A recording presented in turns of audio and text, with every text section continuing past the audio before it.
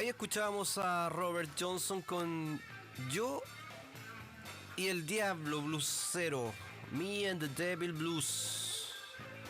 Robert Johnson, como les dije, que hubiese estado de cumpleaños en el día de hoy, si es que no se le hubiese corrido morir, ¿ya? Ahí lo estamos escuchando de fondo.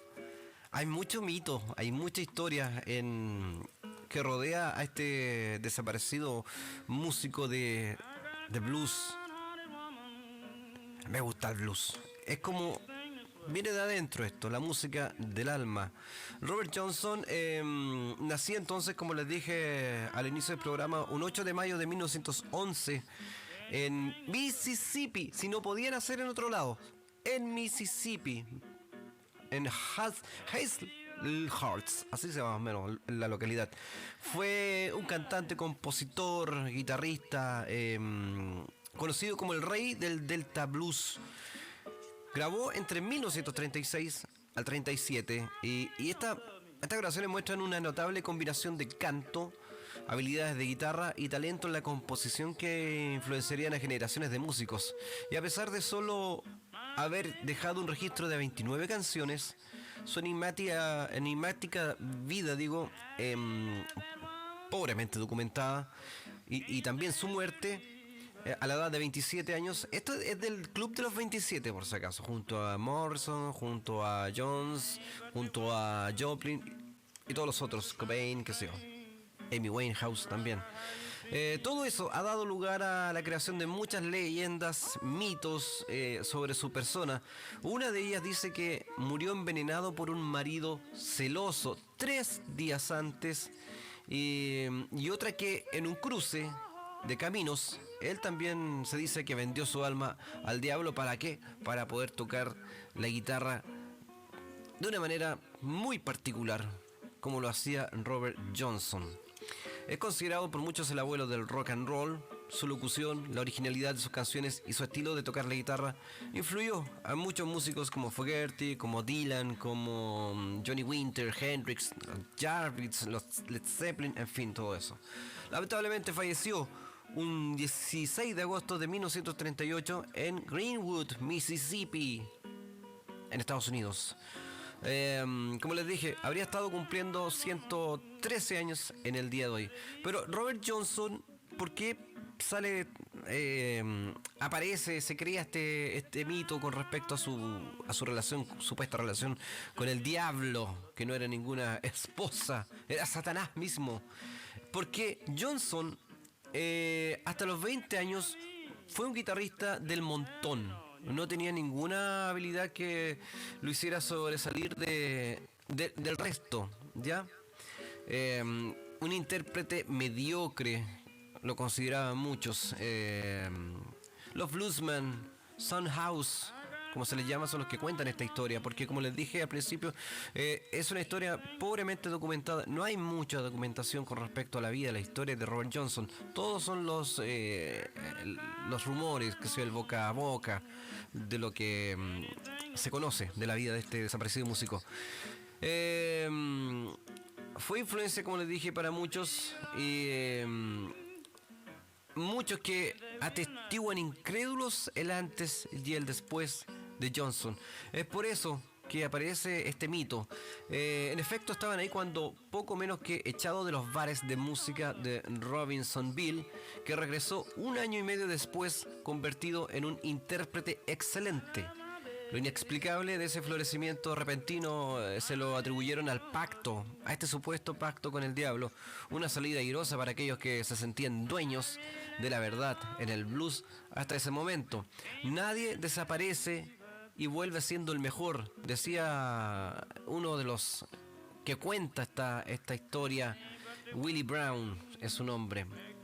Ambos se sorprenden también de que Johnson, él y otra persona más, de que Johnson tocase con una guitarra de 6 cuerdas, ya que todos los guitarristas del delta del Mississippi tocaban con 5 cuerdas y afinación abierta en sol. Las letras, en cuanto a las líricas de sus composiciones, contribuyeron, por cierto, a sembrar esa leyenda del pacto con el cachudo, con el coludo, con olor a azufre. Como diría el desaparecido presidente Chávez, ¡huele a azufre! ya que continuamente hace referencias al diablo. De hecho, la canción que escuchamos, Me and the Devil Blues, es una muestra de una prueba de aquello. También sus enigmáticas frases como I'll do the breakaway on your liver, algo así como haré el corte en su hígado. Son frases que daban que hablar y que pensar, que podrían tener que ver con el argot de esas zonas, aunque lo cierto es que siguen sin ser comprendidas con certeza. Para el historiador Ted Gioia, en Blues, la música del Delta del Mississippi, de la editorial Turner, la historia del cruce de caminos es parte importante de la biografía de Johnson y no sabemos hasta qué punto el responsable es el propio músico. ¿Fue él quien la originó? O sea, es decir, ¿fue Johnson que empezó a soltar este rumor inducido en las masas? No se sabe. Y si es así, ¿la creería de forma literal o de forma simbólica? ¿O acaso fueron otros en busca de denigrarlo? Lo cierto es que más allá de las investigaciones sobre este asunto, los contemporáneos de Johnson creían en esa historia, que si bien esta leyenda es una parte importante de su biografía, también se cuenta y se contribuye con muchos otros trabajos posteriores. Hay películas, hay documentales relacionados a la historia y a la vida y al mito de Robert Johnson, que contrastan un poco ese pacto con el diablo con su temporada de aprendizaje con el guitarrista Ike Zimmerman o Ike Zimmerman, quien lo inició la técnica del slide, este del tubito metálico. Eso, qué buen efecto. Lo usan muchos guitarristas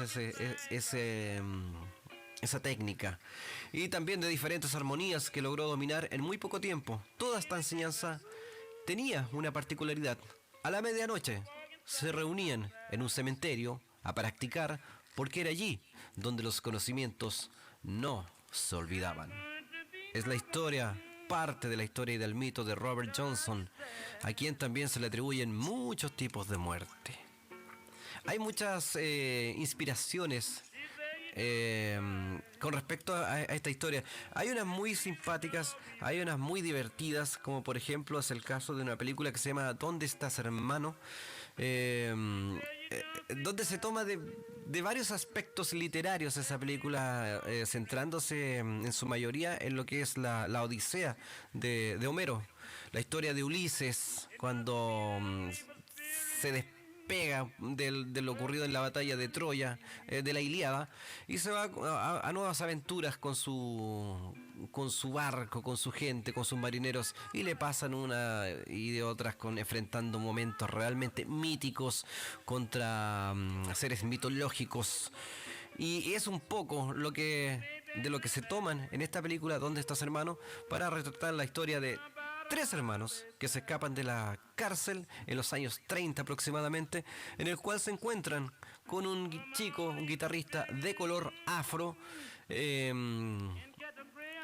y comienza una historia distinta. Y precisamente fue el mito de que él era Robert Johnson. De hecho, grabó una canción como se grababa en latas antiguamente y se hizo famoso él con la banda y nunca supieron hasta el final de la película de quién se trataba. Una película bastante interesante, bastante divertida, que tienen que probar. Se llama ¿Dónde estás, hermano? Y por ahí hay una escena muy buena cuando Robert Johnson se lo lleva al Ku Klux Klan. No, está muy buena.